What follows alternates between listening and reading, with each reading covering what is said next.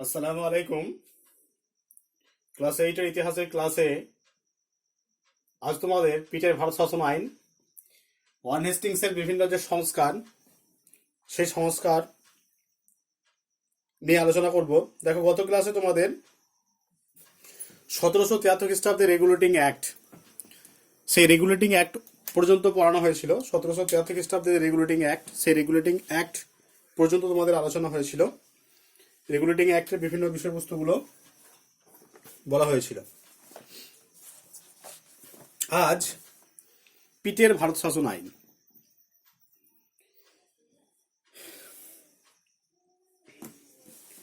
1773 খ্রিস্টাব্দে যে regulating act প্রবর্তিত হয়, সেই রেগুলেটিং অ্যাক্টের যে শর্তগুলো ছিল, সেই শর্তগুলোর মধ্যে বেশ কিছু ত্রুটি বিচ্যুতি ধরা পড়েছিল। তা রেগুলেটিং অ্যাক্টের শর্তগুলো আরেকবার বলি। যে 1773 খ্রিস্টাব্দে রেগুলেটিং অ্যাক্ট অনুযায়ী কলকাতা, বোম্বাই এবং মাদ্রাজ প্রেসিডেন্সি নিয়ে ভারতের ইস্ট ইন্ডিয়া কোম্পানির কেন্দ্রীয় সরকার গঠিত হয়েছিল। বাংলার যে গভর্নর, সেই গভর্নর, তিনি গভর্নরের যে পদ, বাংলার গভর্নরের যে পদ, সেই পদটি কিন্তু এরপর থেকে গভর্নর জেনারেল হয়ে যায় এই আইন অনুযায়ী।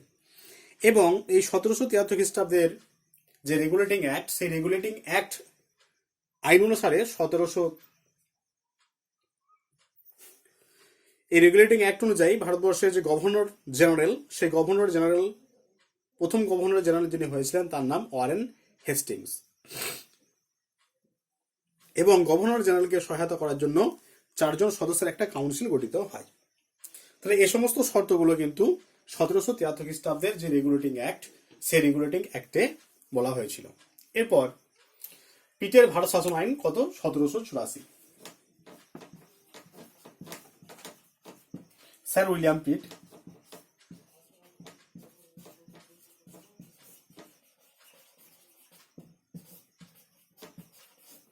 1784 খ্রিস্টাব্দে রেগুলেটিং অ্যাক্টের বেশ কিছু ত্রুটি বিচ্যুতি ধরা পড়ার জন্য, বা বেশ কিছু ত্রুটি বিচ্যুতি ধরা পড়েছিল।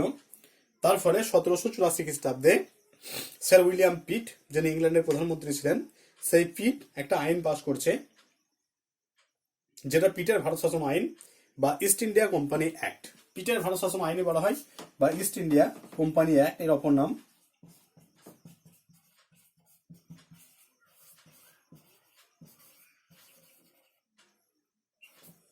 East India Company Act 1784।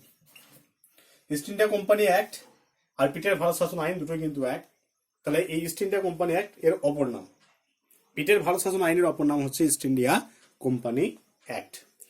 তাহলে 1784 খ্রিস্টাব্দে এই অ্যাক্টটি প্রবর্তিত হয় এবং 1785, তাহলে 1784 থেকে 1785, মানে এই 1785 জানুয়ারি পর্যন্ত এটা ছিল, 1 জানুয়ারি পর্যন্ত এটা ছিল, মানে এটা 1 বছর যাবৎ চলেছিল এটা। দেখো, এই যে পিটের ভারত শাসন আইন, এই আইন প্রবর্তনের যে উদ্দেশ্য, সেই কি কি উদ্দেশ্য ছিল একটু আগে বলেছি। যে 1773 খ্রিস্টাব্দে যে রেগুলেটিং অ্যাক্ট চালু করা হয়েছিল, বা রেগুলেটিং অ্যাক্ট প্রবর্তন করা হয়েছিল, সেই রেগুলেটিং অ্যাক্টের ত্রুটিগুলি দূর করা। আর 2 নম্বর হচ্ছে যে ভারত ইস্ট ইন্ডিয়া কোম্পানির অধিকার যতটা সম্ভব অক্ষুণ্ণ রেখে তার কাজকর্মের উপর সরকারের নিয়ন্ত্রণ প্রতিষ্ঠা করা। তাহলে এই দুটো নীতিকে বা এই দুটো উদ্দেশ্যকে সামনে রেখে 1784 খ্রিস্টাব্দের যে পিটের ভারত শাসন আইন, সেটা কিন্তু পাশ করা হয়। তাহলে কি কি? 1773 খ্রিস্টাব্দের রেগুলেটিং অ্যাক্টের ত্রুটি বিচ্যুতিগুলি দূর করা, আর একটা হচ্ছে ইস্ট ইন্ডিয়া কোম্পানির যে অধিকার, সেই অধিকারকে অক্ষুণ্ণ রেখে তার কাজকর্মের উপর সরকারের একটা নিয়ন্ত্রণ প্রতিষ্ঠা করা। এই দুটোই ছিল কিন্তু এই 1784 খ্রিস্টাব্দের যে পিটের ভারত শাসন আইন, সেটার উদ্দেশ্য। এরপর পিটের ভারত শাসন আইনের বেশ কিছু সিদ্ধান্ত গৃহীত হয়েছিল। সেই সিদ্ধান্তগুলো কি কি?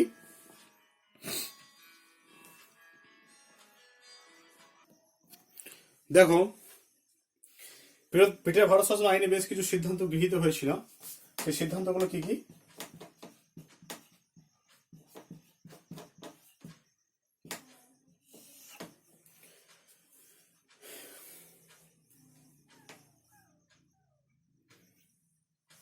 এক হচ্ছে যে কোম্পানির যে কাউন্সিলের সদস্য, সেই কাউন্সিলের সদস্য কমিয়ে 4 থেকে 3।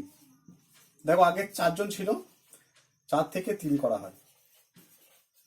কোম্পানির কাউন্সিলের সদস্য সংখ্যা 1773 খ্রিস্টাব্দের যে রেগুলেটিং অ্যাক্ট, সেই রেগুলেটিং অ্যাক্টে 4 ছিল, তাহলে 1784 খ্রিস্টাব্দে সংশোধন করে কথা হয়, সংশোধন করে 3 করা হয়।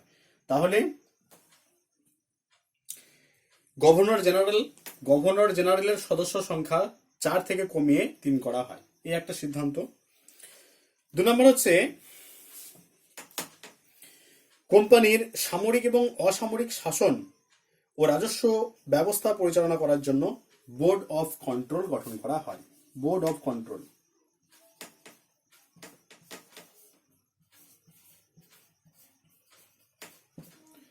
বোর্ড অফ কন্ট্রোল গঠন করা হচ্ছে কেন? বোর্ড অফ কন্ট্রোল গঠন করা হয়? সামরিক এবং অসামরিক শাসন এবং রাজস্ব ব্যবস্থা, তাহলে সামরিক অসামরিক দুটোই থাকবে, রাজস্ব ব্যবস্থা এবং শাসন ব্যবস্থা পরিচালনা করার জন্য ইস্ট ইন্ডিয়া কোম্পানি কি করছে না 1784 খ্রিস্টাব্দের পিটের ভারত শাসন অনুযায়ী বোর্ড অফ কন্ট্রোল গঠন করা হচ্ছে। তাহলে বোর্ড অফ কন্ট্রোল গঠন করার ফলে কি হলো না, বোর্ড অফ কন্ট্রোল গঠন করার ফলে এই বোর্ড অফ কন্ট্রোল কিন্তু সামরিক এবং কোম্পানির যে সামরিক এবং অসামরিক শাসন এবং রাজস্ব, এই সমস্তগুলোই কিন্তু এই বোর্ড অফ কন্ট্রোল কিন্তু নিয়ন্ত্রণ করবে। 3 নম্বর কি বলা হয়েছিল? 3 নম্বর বলা হচ্ছে যে মাদ্রাজ ও বোম্বাই প্রেসিডেন্সির ওপর গভর্নর জেনারেলের ক্ষমতা সুস্পষ্টভাবে প্রতিষ্ঠিত করা হয়। তাহলে দেখো 1773 খ্রিস্টাব্দের যে রেগুলেটিং অ্যাক্ট, সেই রেগুলেটিং অ্যাক্ট অনুযায়ী কিন্তু এই 3টি প্রেসিডেন্সির ওপর গভর্নর জেনারেল ক্ষমতা কিন্তু পরিষ্কারভাবে বলা হয়নি। কিন্তু এই 1784 খ্রিস্টাব্দের যে পিটের ভারত শাসন আইন, সেই পিটের ভারত শাসন আইন অনুযায়ী কলকাতার সঙ্গে সঙ্গে বা বাংলার সঙ্গে সঙ্গে মাদ্রাজ এবং বোম্বাইয়ের যে প্রেসিডেন্সি, সেই প্রেসিডেন্সির ওপর কিন্তু নিয়ন্ত্রণটা প্রতিষ্ঠিত হয় গভর্নর জেনারেলের। অর্থাৎ এই 1784 খ্রিস্টাব্দের পিটের ভারত শাসন অনুযায়ী কলকাতা, বোম্বাই এবং মাদ্রাজ 3টি প্রেসিডেন্সির ওপরেই গভর্নর জেনারেলের ক্ষমতা কিন্তু নিয়ন্ত্রিত হয়। অর্থাৎ গভর্নর জেনারেল এই 3টে প্রেসিডেন্সিকে কিন্তু নিজের হাতে পরিচালনা করার ক্ষমতার অধিকারী হয় এই পিটের ভারত শাসন আইন অনুযায়ী। 4 নম্বর,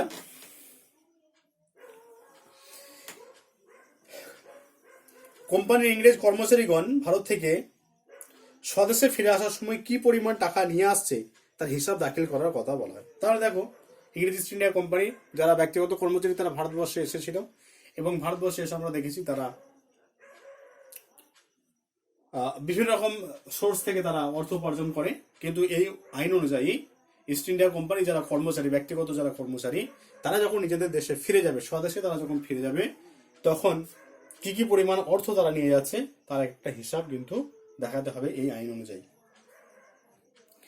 আর 5 নম্বরে বলা হচ্ছে যে ভারতের রাজ্য জয় ইংরেজ জাতির অভিপ্রায় এবং আদর্শের বিরোধী। তাহলে এই 1784 খ্রিস্টাব্দের পিটের ভারত শাসন আইন অনুযায়ী 1784 খ্রিস্টাব্দে যে পিটের ভারত শাসন আইন, সেই পিটের ভারত শাসন আইনে কি বলা হয় না, ভারতবর্ষের যে সাম্রাজ্য বিস্তার সেটা হলো ইংরেজ জাতির একটা আদর্শের বিরোধী। অর্থাৎ আমরা দেখেছি যে ইংরেজ ইস্ট ইন্ডিয়া কোম্পানি যারা কর্মচারী তারা কিন্তু ভারতবর্ষের যে সাম্রাজ্য বিস্তারের উপর বেশি জোর দিয়েছিল, কিন্তু এই আইন অনুযায়ী এটা ইংরেজ ইস্ট ইন্ডিয়া কোম্পানির আদর্শের বিরোধী বলে মনে করা হয়।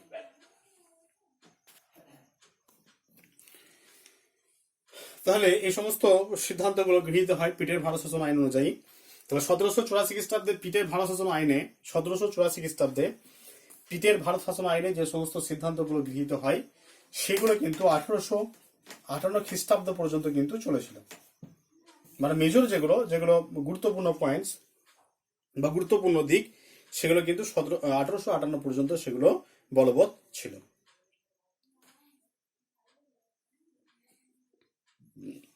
তাহলে দেখো এই 1784 খ্রিস্টাব্দের পিটের ভারত শাসন আইন, এটা উদ্দেশ্য কি? উদ্দেশ্য হচ্ছে 1773 খ্রিস্টাব্দের, আরেকবার বলি এগুলোর পয়েন্টসগুলো ব্যাখ্যা করি, যে 1773 খ্রিস্টাব্দের ভারতবর্ষে যে রেগুলেটিং অ্যাক্ট প্রবর্তিত হয়, সেই রেগুলেটিং অ্যাক্টের বেশ কিছু ত্রুটি বিচ্যুতি ছিল, সেই ত্রুটি বিচ্যুতিগুলো দূর কর। আর কোম্পানির কাজকর্মের ওপর সরকারের একটা নিয়ন্ত্রণ প্রতিষ্ঠা হয় এই 1784 খ্রিস্টাব্দে ব্রিটিশ ভারত শাসন আইন অনুযায়ী। আর এখানে বলছি যে বেশ কিছু সিদ্ধান্ত গৃহীত হয়েছিল, তার মধ্যে দেখো কাউন্সিলের যে সদস্য সংখ্যা 1773 খ্রিস্টাব্দের রেগুলেটিং অ্যাক্টে 4 জন ছিল, সেখান থেকে কমিয়ে 3 করা হচ্ছে এই ব্রিটিশ ভারত শাসন আইনে। আর কোম্পানি কাজকর্ম তদারকি করার জন্য সামরিক, বেসামরিক, রাজস্ব, শাসন এই সমস্ত বিভাগের কাজকর্ম তদারকি করার জন্য, কাজকর্মকে কেমন ভাবে তারা কাজ করছে তা নিয়ন্ত্রণ করার জন্য বোর্ড অফ কন্ট্রোল গঠিত হয়। আর কি হয় না, বাংলার যে গভর্নর জেনারেল, সেই বাংলার গভর্নর জেনারেল এই আইন অনুযায়ী বোম্বাই এবং মাদ্রাজের যে প্রেসিডেন্সি, সেই প্রেসিডেন্সিকেও কিন্তু শাসন করার অধিকারী হয় এই আইন অনুযায়ী। আর ইংরেজ কর্মচারীরা যখন ভারতবর্ষ থেকে স্বদেশে ফিরে যাবে, তখন কি পরিমাণ টাকা তারা ভারতবর্ষ থেকে নিয়ে যাচ্ছে তার একটা হিসাব কিন্তু দাখিল করতে হবে। আর 5 নম্বর পয়েন্টস হচ্ছে যে ভারতবর্ষের যে সাম্রাজ্য বিস্তার সেটা ইংল্যান্ডের বিরোধী এই আইন অনুযায়ী সেটা পরিষ্কারভাবে বলা হয় যে সাম্রাজ্য বিস্তার, ভারতবর্ষে এসে তারা যে সাম্রাজ্য বিস্তার করছে এটা কিন্তু ইংল্যান্ডের জাতির, এটা কিন্তু একটা আদর্শের পরিপন্থী, এটা কিন্তু সঠিক সিদ্ধান্ত নয়। তাহলে এই সমস্ত যে পয়েন্টসগুলো এখানে বলা হলো, এই পয়েন্টসগুলো কিন্তু 1858 খ্রিস্টাব্দে যে 1 নভেম্বর অর্থাৎ মহারানী ভিক্টোরিয়া হাতে শাসনভার চলে যাওয়ার আগে পর্যন্ত, 1858 খ্রিস্টাব্দের 1 নভেম্বর মহারানী ভিক্টোরিয়ার হাতে শাসনভার চলে যায়। তাহলে 1858 খ্রিস্টাব্দের 1 নভেম্বরের আগে পর্যন্ত এই যে পয়েন্টসগুলো বলা হলো এইগুলো কিন্তু এখানে ভারতবর্ষে এগুলো বলবৎ ছিল।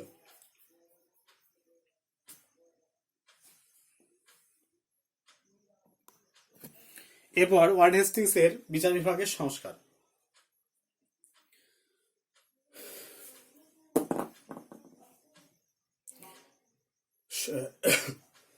দেখো, এরপর আলোচনা করব ওয়ার্ড হেস্টিংস এর বিচার বিভাগের সংস্কার। 1765 খ্রিস্টাব্দে রবার্ট ক্লাইভ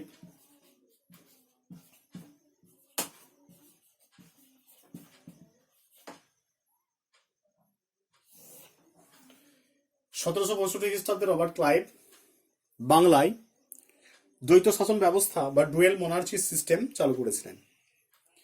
তাহলে দেখো, ডুয়েল মনার্চি সিস্টেম বা দ্বৈত শাসন ব্যবস্থা কি হয়েছিল, বাংলার যে নবাব, সে বাংলা নবাবকে সিংহাসনে নামমাত্র বসানো হয়েছিল এবং তার পিছনে চালিকা শক্তি ছিল কারা, তার পিছনে চালিকা শক্তি ছিল ইংরেজ ইস্ট ইন্ডিয়া কোম্পানি।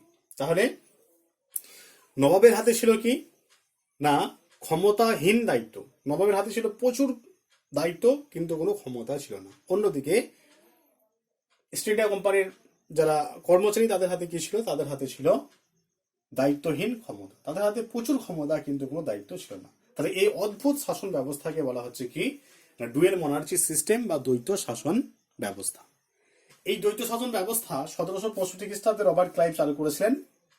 তাহলে এই যে দ্বৈত শাসন ব্যবস্থা, এই দ্বৈত শাসন ব্যবস্থার ফলে বাংলার যে শাসন ভার, সেই শাসন ব্যবস্থা বা বিচার ব্যবস্থা, বাংলার বিচার ব্যবস্থা একদম ভেঙে যায়। এবং এই ওয়ারেন হেস্টিংস তিনি প্রথম, দেখো 1772 খ্রিস্টাব্দে ওয়ারেন হেস্টিংস বসছেন এবং এই ওয়ারেন হেস্টিংসই কিন্তু ভারতবর্ষের প্রথম, বাংলার বা ভারতবর্ষে যাই বলো, গভর্নর জেনারেল। তাহলে বাংলার যিনি শাসক ছিলেন, গভর্নর বলা হতো তাকে, বাংলার গভর্নর, কিন্তু 1773 খ্রিস্টাব্দের রেগুলেটিং অ্যাক্ট অনুযায়ী এই পদটা চেঞ্জ হয়ে যায় কি না গভর্নর জেনারেল। তাহলে সেই আইন অনুযায়ী তাহলে প্রথম গভর্নর জেনারেল হচ্ছেন ওয়ারেন হেস্টিংস। তাহলে ওয়ারেন হেস্টিংস সিংহাসনে বসার পরপরই তিনি কি করেছিলেন না বিচার ব্যবস্থার ক্ষেত্রে তিনি একটা আমূল পরিবর্তন নিয়ে আসার চেষ্টা করেন, অর্থাৎ বিচার ব্যবস্থাকে তিনি ঢেলে সাজানোর চেষ্টা করেন ওয়ারেন হেস্টিংস। তিনি কি কি করেছিলেন, তিনি দেখো ওয়ারেন হেস্টিংস বাংলাকে 35টি জেলায় ভাগ করেছিলেন। সমগ্র বাংলাকে তিনি 35টি জেলায় ভাগ করেছেন, সমগ্র বাংলাকে 35টি জেলায় ভাগ করেন এবং প্রতি জেলায় মফস্বল দেওয়ানি এবং মফস্বল ফৌজদারি আদালত স্থাপন করেন। ঠিক আছে, তাহলে 35টি জেলায় ভাগ করেছেন। 35টি জেলায় ভাগ করা পরপর তিনি কি করলেন, মফস্বল দেওয়ানি এবং মফস্বল ফৌজদারি আদালত, মফস্বল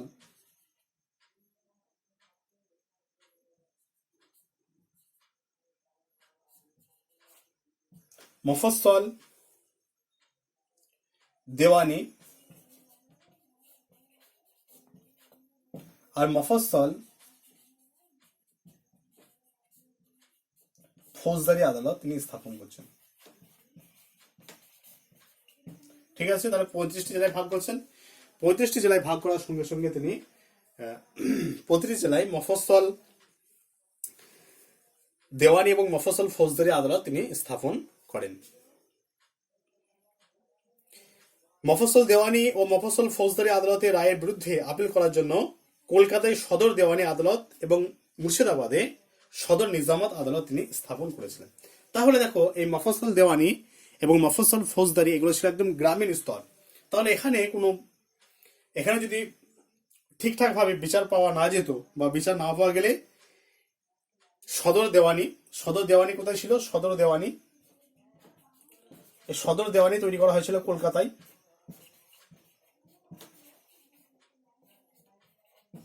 আর সদর দেওয়ানি কলকাতায় তৈরি করা হয়, আর সদর নিজামত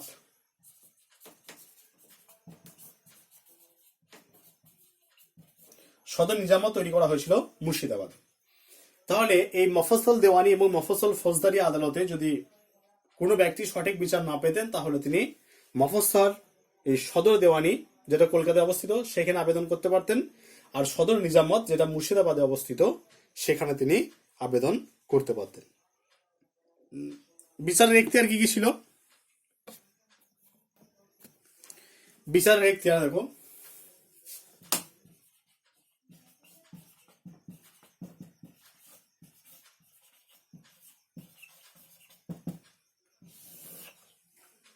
বিচারের এখতিয়ার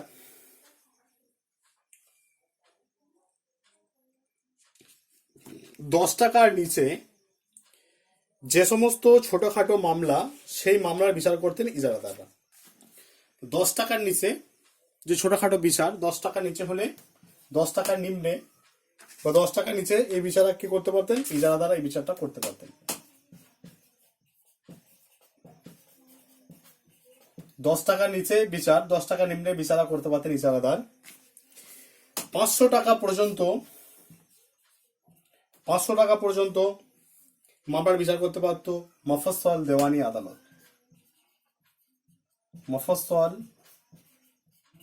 দেওয়ানি আদালত।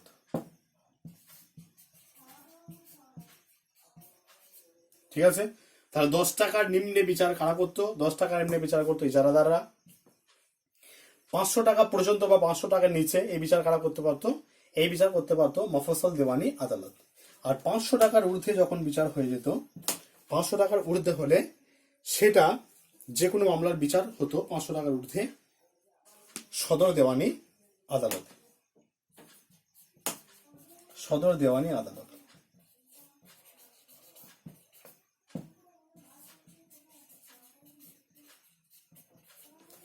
সদর দেওয়ানি আদালতে 500 টাকার ঊর্ধ্বে বিচার হতো। তাহলে সদর দেওয়ানি আদালত কোথায় অবস্থিত? একটু আগে বলেছি যে সদর দেওয়ানি আদালত এটা কলকাতায় অবস্থিত। তাহলে দেখো একবার, 10 টাকার নিচে যে বিচার সেটা একদম নিচু স্তরে মিটে যেত, ইজারাদাররা এই বিচারটা করে দিতেন। 500 টাকার নিচে বা 500 টাকা পর্যন্ত হলে মফস্বল দেওয়ানি আদালতে এই বিচারটা হতো। মফস্বল দেওয়ানি আদালতে বিচারটা কিন্তু মিটে যেত। আর 500 টাকার ঊর্ধ্বে যখন হতো, তখন সেই বিচারটা কোথায় হতো? সদর দেওয়ানি আদালতে বিচারটা হতো। এবং এই সদর দেওয়ানি আদালত কোথায় অবস্থিত?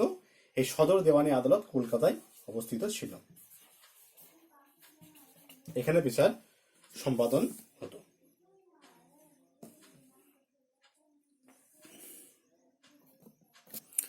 বিচারক,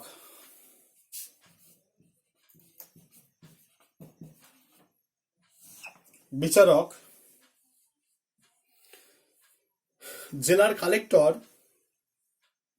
জেলার যিনি কালেক্টর,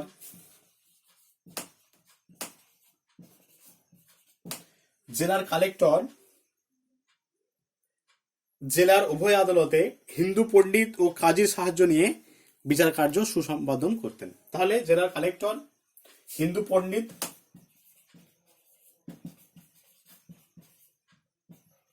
আর মুসলিম কাজী,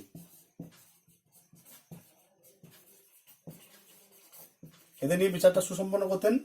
দেখো হিন্দুদের রুল আলাদা বিচারের, আর মুসলিমদের রুল আলাদা। এই কারণে কি করতেন, যে হিন্দু পণ্ডিত থাকতো, হিন্দু পণ্ডিতের সঙ্গে সঙ্গে কিন্তু মুসলিম কাজী থাকতেন। তাহলে এদের সাহায্য নিয়ে এই কালেক্টর সাহেব কি করতেন, বিচারটাকে সুসম্পন্ন করতেন। দেওয়ানিতে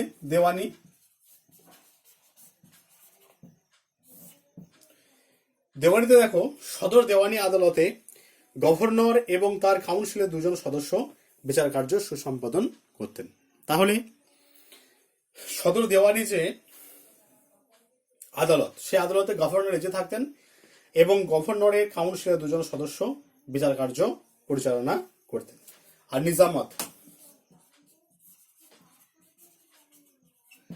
নিজামতে কে থাকতেন, সদর নিজামত আদালতের প্রধান বিচারক ছিলেন নবাব। নবাবের প্রতিনিধি, প্রধান কাজী এবং মুফতি এই বিচার কার্যের দায়িত্ব পালন করতেন। গভর্নর জেনারেল এই আদালতের কাজকর্মের উপরে নজর রাখতেন। তাহলে নিজামতটা কার হাতে থাকছে, নিজামত থাকছে বাংলার যে নবাব, সে নবাবের হাতে। এবং নবাব কি করতেন, নবাব নিজে থাকতেন, নবাবের প্রতিনিধি থাকতো, প্রধান কাজী এবং মুফতি, এরা বিচার কার্যের দায়িত্ব পালন করতেন। এবং এই যে বিচার, নিজামতের যে বিচার, সেই বিচারের উপরে কিন্তু নজর রাখতেন গভর্নর জেনারেল।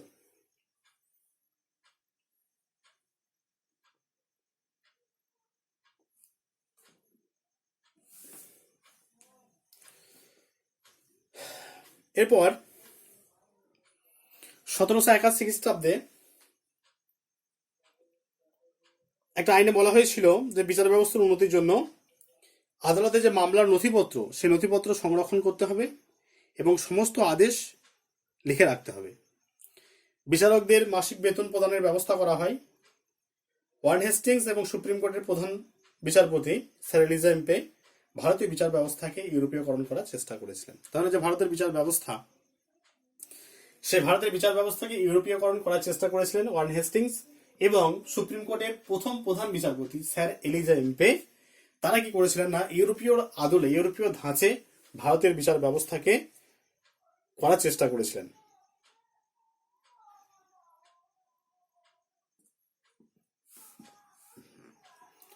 এইভাবে তারা চেষ্টা করেছিলেন এবং পুরোপুরি না হলেও কিন্তু কিছুটা তারা সফল হতে পেরেছিলেন। দেখো তাহলে আজকে 2টো জিনিস আলোচনা করা হলো, পিটের ভারত শাসন আইন এবং ওয়ারেন হেস্টিংসের বিচার বিভাগের সংস্কার। ঠিক আছে, পিটের ভারত শাসন আইনের উদ্দেশ্য বা সিদ্ধান্ত কি কি হয়েছিল সেগুলো আলোচনা করা হলো। আর ওয়ারেন হেস্টিংসের যে বিচার ব্যবস্থা, সেই বিচার ব্যবস্থা উদ্দেশ্য বা কি কি ব্যবস্থা এখানে অবলম্বন করা হয়েছিল, সে সমস্ত জিনিসগুলো নিয়ে আলোচনা করা হলো। ঠিক আছে, কারো যদি কিছু অসুবিধা হয় অবশ্যই আমাকে মেসেজ করবে, সেই জায়গাটা মিটিয়ে দেওয়ার, সমাধান করে দেওয়ার চেষ্টা করা হবে। ঠিক আছে।